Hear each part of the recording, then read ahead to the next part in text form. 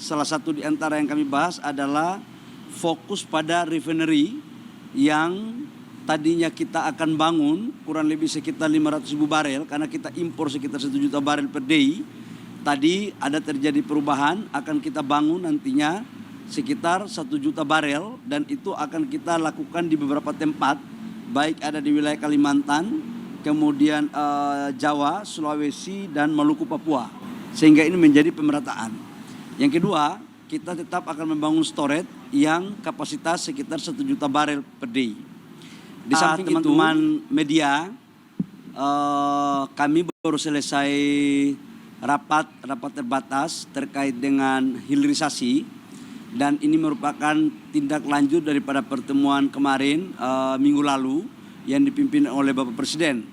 Dan tadi kami melakukan rapat untuk membahas implementasi teknis, di mana salah satu di antara yang kami bahas adalah fokus pada refinery yang tadinya kita akan bangun kurang lebih sekitar 500.000 barel karena kita impor sekitar 1 juta barel per day.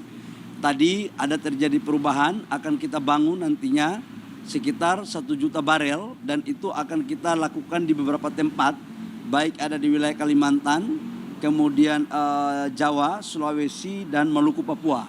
Sehingga ini menjadi pemerataan. Yang kedua, kita tetap akan membangun storage yang kapasitas sekitar 1 juta barel per day.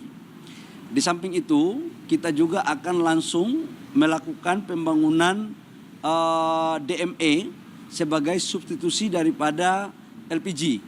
Ini juga kita akan lakukan di samping beberapa hilirisasi di sektor perikanan, perkebunan, dan kehutanan. Khusus untuk mineral batu bara, selain daripada boksit, kita juga akan mendorong untuk persoalan nikel dan timah. Dan satu lagi, kita akan bangun solar panel. Dan pasir kuarsa ini kita akan tarik menjadi bagian daripada mineral kritikal yang ini menjadi potensi keunggulan komparatif bagi bangsa kita. Saya pikir itu. Nanti kita lihat. Tapi itu sudah masuk dalam program strategis dan prioritas hilirisasi. Ya.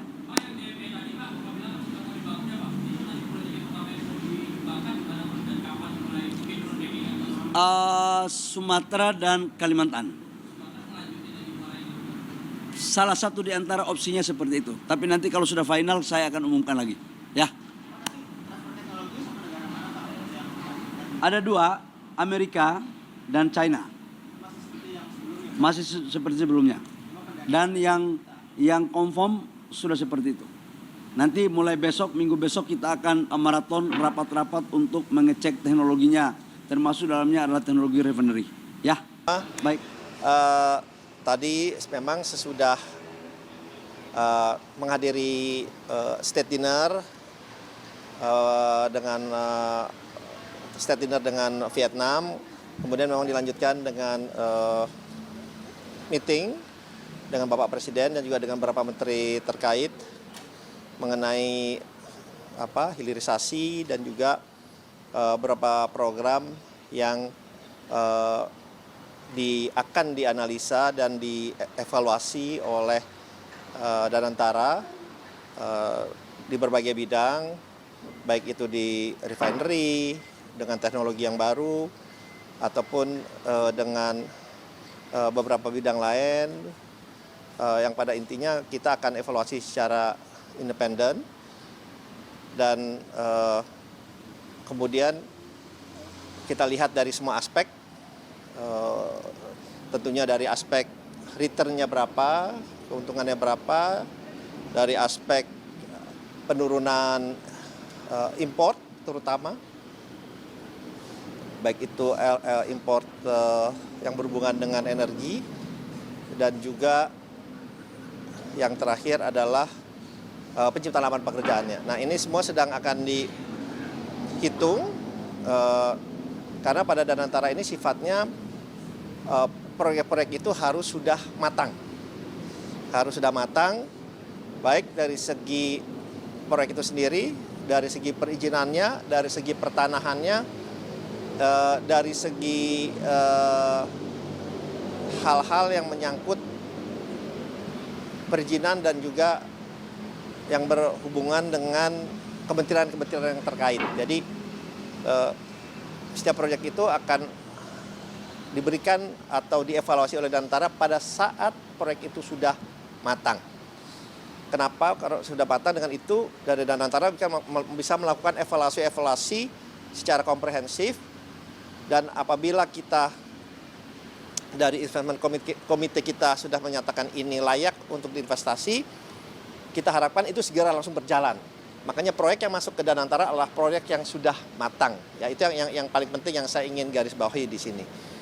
Apabila proyek itu belum matang, kita tidak bisa mengevaluasi, sehingga itu tidak menjadi ya itu harus dimatangkan terlebih dahulu oleh semua kementerian terkait. Itu yang pertama. Dan yang kedua, di dalam meeting itu bahwa kita ini Danantara juga sangat terbuka untuk mengundang investor asing dan juga para dunia usaha yang dari Indonesia untuk berinvestasi bersama-sama dengan Danantara di proyek-proyek yang memang tadi saya sampaikan yang sudah matang. Karena kalau proyek itu sudah matang, kita juga bisa menghitung dari segi resikonya.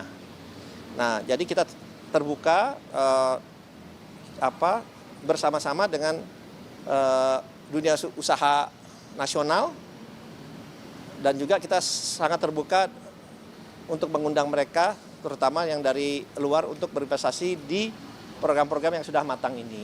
Jadi itu pembicaraan dari kami tadi bersama-sama dengan Bapak Presiden, dan tentunya ini juga sesuai dengan industrialisasi yang ingin kita capai, sehingga proyek-proyek ini menjadi proyek yang sustainable, yang berkelanjutan, berkesinambungan, dan yang juga bersaat bersamaan juga emisinya itu menjadi lebih baik, karena kita juga sudah mempunyai target untuk net zero emisi itu pada tahun 2060. Mungkin itu yang bisa saya sampaikan, ya. Sekali lagi terima kasih. Wassalamualaikum warahmatullahi wabarakatuh. Pak, ini Pak, soal bersama dengan Vietnam, Pak. Kalau tapi kan ada nggak soal invest ya, Pak. Itu rinciannya seperti apa sih, Pak? Kalau di BKPM nanti nilai investasinya itu kira-kira berapa, Pak? Dan apakah benar itu buat pembangunan charger mobil listrik ya, Pak, kalau invest? Ya benar. Finfast memang sudah bertemu dengan kami juga untuk rencana membangun pabriknya di Indonesia, dan mereka memang ingin jadi Indonesia tuh salah satu dari 2 negara yang mereka berinvestasi di luar Vietnam untuk manufacturing ini. Dan mereka sangat serius, dan ini dari Kementerian Investasi kita bersama-sama mereka untuk memberikan alternatif juga lokasinya, sehingga mereka bisa merealisasikan investasi yang mereka sampaikan, dan mereka memang sangat-sangat serius. Jadi saya meyakini ini bisa berjalan juga dengan segera. Pak, mungkin sudah mengerucut, Pak, lokasi dan mungkin nilai investasinya, Pak? Nanti detailnya ya, gitu. Nanti detailnya akan saya jabarkan lah. Tapi intinya sih mereka sangat-sangat serius untuk melakukan investasi untuk Finfast di Indonesia ini.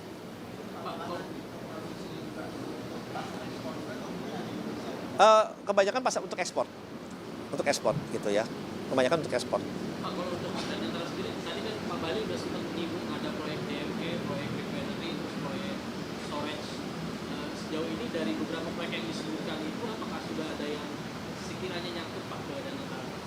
Kembali lagi yang seperti yang saya sampaikan, proyek itu sifatnya harus sudah matang ke kami, dan itu ya mematang dalam arti kata segala halnya gitu ya. Bukan hanya kita ada potensi proyek ini, tapi ya kembali lagi soal teknologinya, kesiapan tenaga kerja, kemudian juga kesiapan tanahnya, lahannya.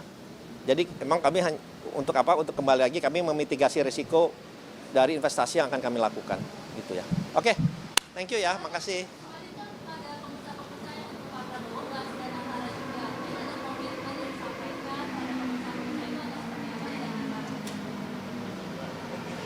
Emang susah kalau pada intinya mereka tadi yang saya sempat sampaikan sedikit, Danantara kita terbuka karena mereka juga menyampaikan dalam meeting itu ingin berinvestasi lebih banyak juga ke Indonesia. Tapi dengan ada Danantara itu juga memberikan rasa kenyamanan dan confidence juga buat para pengusaha nasional ini untuk berinvestasi di berbagai bidang yang akan diinvestasikan oleh Danantara. Jadi mereka pun sudah ada beberapa yang bertemu dengan saya dan ya kita akan terus lanjutkan komunikasi dengan mereka.